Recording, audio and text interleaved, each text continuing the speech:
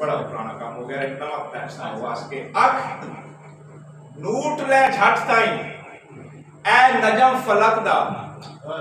तेरी सह हमदर्दी है सह सरदारी साहब अख नूट ले झट ताई ए नजम फलक दा तेरी सह हमदर्दी है सह को किथों ताई जगराते नाल हो के मेरा कट से दर्दी सह वाह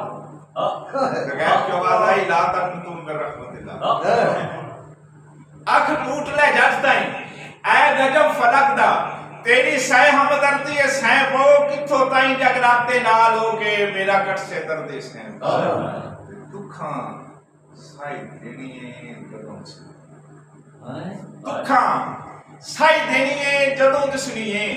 ते जड़न दी जर्दी शान को परा छोड़ नदीम नासियत वदा तेरी आकार कर दी है